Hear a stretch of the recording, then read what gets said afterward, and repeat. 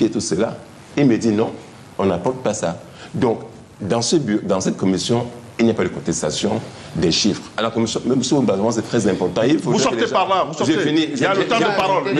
Bouba, regardez. Justement, terminez, allez-y. Ça fait 1 heure. Terminez. J'ai parlé à peine 5 minutes, à peine, M. Bouba. Vous n'avez pas fait ça, sinon, non, à peine 5 minutes. Allez-y, maître, s'il vous plaît. Donc, je dis, M. Bouba, à la commission nationale également, c'est le même processus. Au niveau national, on vous dit, nous sommes là pour prendre des procès-verbaux des commissions départementales, les chiffres qu'ils ont donnés, les totaux, et faire le total des totaux. Nous, ici, là, on ne peut pas venir contester les PV. Donc, M. Bouba, ce qui se passe, c'est que, précisément, cette loi a été conçue, je dis, dès l'origine, quand le Parti au pouvoir avait perdu les élections en 1992, ils ont fait un code qui empêche toute contestation des PV. Et c'est pour ça, M. Bouba, je vais vous laisser finir. Vous chutez Bouba, maintenant, chutez. J'étais à la commission, j'ai dit, j'ai vu des aberrations. Je viens de donner une là. Et vous allez voir partout. Il y a des bureaux de vote comme ça où... Donnez une deuxième et une dernière. Une deuxième et une dernière. Vous avez vu des aberrations, mais donnez une deuxième et une dernière. Je prends au hasard. On a Jouvence, groupe scolaire des sapins montés Jouvence. Et il y a eu, selon Elecam, 259 inscrits, 259 votants. Ça veut dire qu'il n'y avait pas de malades, il n'y avait pas de morts, il n'y avait pas de voyageurs. Tout le monde inscrit à voter. Bouba. Et Thierry a eu une voix, Bia 256 voix, tous les autres 0 voix. Et quand je dis au président encore, c'est impossible. Comment on vérifie ça? Il me dit qu'il n'y a aucun moyen de contester ça. Et je peux vous dire, Bouba, c'est plein comme ça des bureaux où on créait monsieur. Et c'est là que M. Bia gagne effectivement. Et ce que ce vous a dit, ces PV sont conçus comme ceci. Ils sont comme ça. Les gens signent cette première page et la dernière page. Ici au milieu, tous les feuillets chiffrés ne sont pas signés. Donc qu'est-ce que l'ECAM fait? Puisque les PV font 48 heures à l'antenne de l'ECAM communale. Et l'ECAM prend les PV, après le bureau de vote, s'en va à l'antenne communale et garde ça pendant 48 heures. Les autres unis sont... Ils y sont servis l'administration. Donc ils ont le temps d'enlever simplement. C'est exactement ça. Et même vous voler, mes amis, même voler à un art. C'est grossier. Et vous, j'ai fini par là. On a prétendu que M. Bia a battu Jérôme à Yaoundé. Vous vous rendez compte? Tout le monde a vu à Yaoundé, c'était même perceptible. C'était la fête à Yaoundé. Jérôme a écrasé Bia partout. Mais ils ont apporté les PV de l'État qui font foi, mais qui sont des mensonges et qui disent que M. Bia aurait battu Jérôme à Yaoundé. C'est ça le danger qui nous guette, mes chers frères, mes chers amis, c'est que, à force de tirer sur la corde des Camerounais, un matin, elle va venir par se rompre. Ok, cher monsieur, merci. Je serai très rigoureux. Je serai très rigoureux sur la prise de parole à partir de cet instant.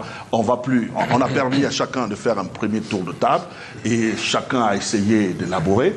Maintenant, on va tomber d'accord en direct, 2 minutes, pas plus, sur la prise de parole et surtout, évitons de rentrer dans les prises de parole des uns et des autres. On commence par vous, Anaba. Entendre parler les uns et les autres sur la question du code électoral, il paraît que les 48 heures que les PV séjournent à l'ECAM, c'est là où tout se joue. Déjà, je ne répondrai pas au professeur Baïbek. Ce n'est pas la question que je vous ai posée. Par respect pour moi, je ne vous ai pas posé cette question. Et vous restez dans vos 2 minutes. Après 2 minutes, je serai obligé de vous couper la parole. Je vais faire de la pédagogie, c'est important, monsieur Bouba. Vous avez vu comment j'étais très calme quand les autres prenaient la parole. Sur la télévision, je te rappelle, je n'ai pas coupé quelqu'un. Par respect pour l'aîné qu'est le professeur Baïbek et que je connais son style, dont il ne me surprend pas du tout, mais pour le respect par rapport à nos enfants qui nous regardent à la maison, c'est à eux que je parle. Parce que ce que nous faisons ce dimanche, c'est pour le bien de notre nation. Ce n'est pas pour l'intérêt d'un candidat parmi les 12. C'est pour que le pays change. Je vous ai dit que nous sommes engagés, c'est-à-dire acteurs du processus électoral, et les camis compris, dans un cycle électoral. Si nous nous déchirons rien que pour l'élection présidentielle, il y a un cycle électoral qui va jusqu'à 2027. Et nous ne sommes qu'au début. C'est pour cela que nous devons rectifier le tir, y compris les partis politiques. Je le dis pourquoi. J'ai lu la résolution du Conseil électoral qui date, je crois, du 15 octobre dernier, qui porte constatation de la composition de la Commission nationale de recensement général des votes, M. Bouba.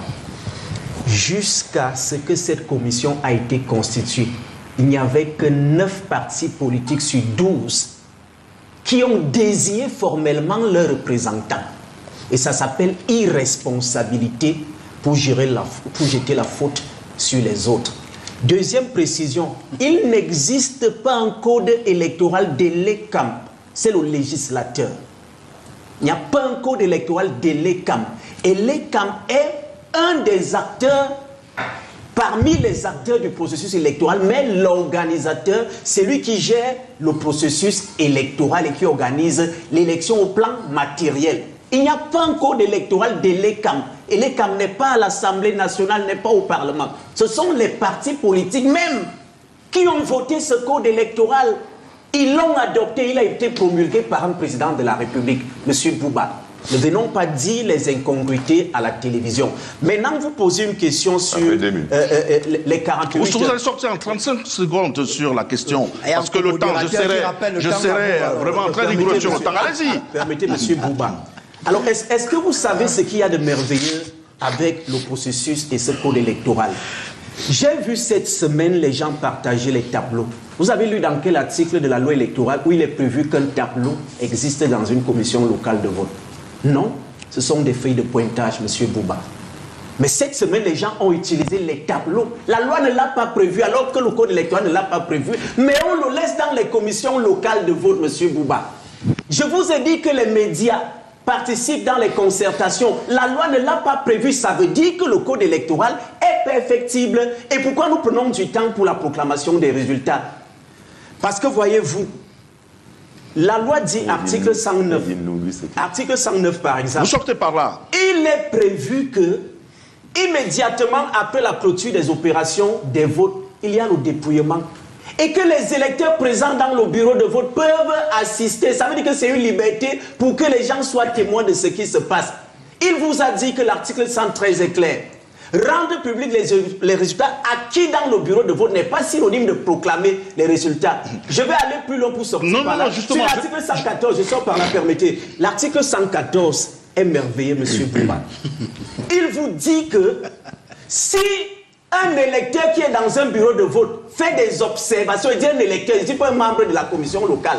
Ces observations et ces contestations doivent être prises en compte par le président de la commission locale de vote qui les inscrit dans le procès verbal. Ça veut dire que même ceux qui ne sont pas membres de la commission locale de vote ont un mot à dire et peuvent contester. Professeur, il en est de même dans toutes les commissions. À suivre l'arsenal. Non, ce que je vais te dire, c'est que 40 ans de médecine m'ont appris à juger les gens, à avoir l'intuition de ce qu'ils ont. C'est-à-dire ce que j'ai fait. Quand le malade je fais le diagnostic, même qu'on marche là, je peux te dire que tel a peut-être, et je me trompe très peu, parce que je suis une bête de la médecine.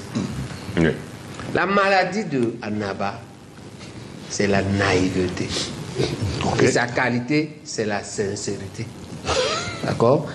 Il me donne le sentiment d'un garçon honnête, mais naïf. Et c'est le même sentiment quand je l'appelle. Je dois dire, quand je suis entré à l'ICAM, j'ai eu le sentiment des hommes sereins et pas très pourris. J'ai été là-bas 2 ou 3 fois. Et la naïveté, pourquoi? Parce qu'on n'a pas diagnostiqué le problème. Le problème, c'est les 1, 2, 3 administrateurs qu'on vous envoie dans les commissions.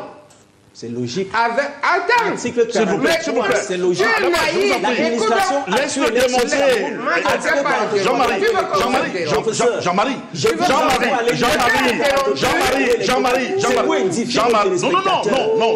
Non, Jean-Marie, je dis non. Jean-Marie, non, il ne vous a pas interrompu. Jean-Marie Annaba, il ne vous a pas interrompu quand vous étiez en train d'énoncer les articles. Cette administration-là est par un chef qui en 2018 nous a servi 6 bandits blancs internationaux qui ont fui la queue basse à l'aéroport le dernier jour. C'est cet administrateur-là qui est un ancien épinglé par la CONAC pour aller en justice pour détournement de milliards à la campus. Celui que la Cour des comptes a accusé d'avoir détourné. C'est votre avocat qui a dit ça. Tout à fait. Avoir détourné 280 millions dans le Covid Gate. Parce qu'il a vendu les kits. Un type qui a ces 3 accusations. Je vais donc te dire ce qu'il fait. Et qu'on colle à Elekam, mais ce n'est pas Elekam. C'est là qu'on dit que tu es sincère. C'est lui qui dit au préfet et au sous-préfet comment ils vont changer les procès-verbaux. Il n'a pas dormi la nuit de dimanche à lundi. Il donnait des instructions à ça. On change les feuilles antérieures. On met les nouvelles feuilles. D'accord? Et pourquoi ça met cette